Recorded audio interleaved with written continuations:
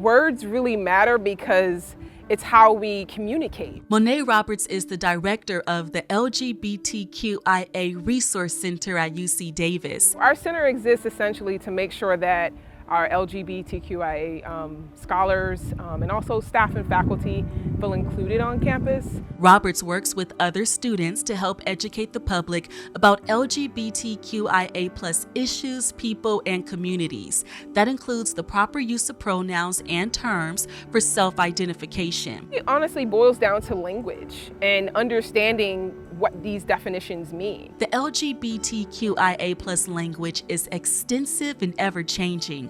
Well, since the early 2000s, the center has been offering a glossary to promote diversity, inclusivity, and equality. If we're going to be inclusive, we have to learn how to communicate with one another. A recent Gallup poll finds an estimated 5.6% of Americans identify as LGBTQ.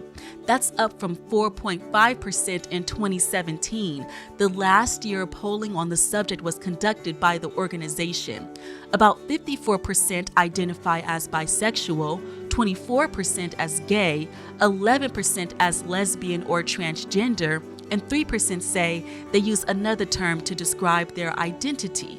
Identity within the community is varied. We don't necessarily all identify in the same way. Some common terms people use to self-identify are lesbian, gay, bisexual, transgender, queer or questioning, intersex, and asexual.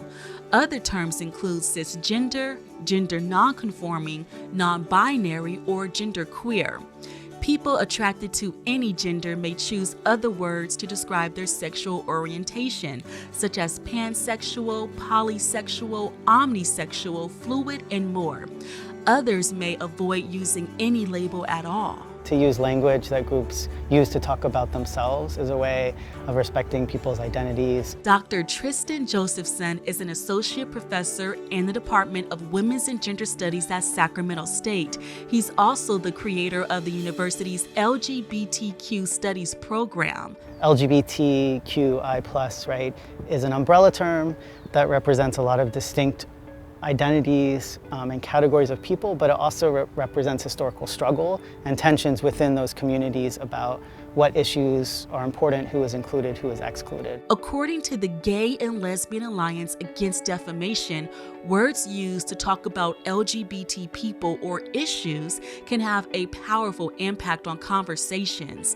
The organization says the right words can help open people's hearts and minds, while others can create distance or confusion. Words are important because they're a way of signifying respect, recognition, and dignity to groups of people. Terms like transvestite, I think, is outdated. It has historically been used to talk about trans folks who cross-dress. Homosexual is more of a scientific term, and it erases someone's humanity, whereas gay, lesbian, bisexual came from the community. When referring to LGBT people, GLAAD says other offensive phrases are biologically male or female and born a man or woman. The preferred word choices are assigned male at birth or assigned female at birth. If someone were to say, I was assigned female, that is more accurate. When we're babies, we essentially are taking the world in, and it isn't until we start to grow and get older that we can say, this is what I was assigned, but this is how I identify, and this is how you should refer to me. Sometimes folks who aren't part of LGBTQ communities think oh, this is too much trouble, pronouns, or trying to think of the right words to use for folks, but it's actually about meeting people where they are and giving them kind of respect. Beyond education, there needs to be a culture change. We are social creatures meant to live with one another, and if we're gonna live together, we have to start respecting each other.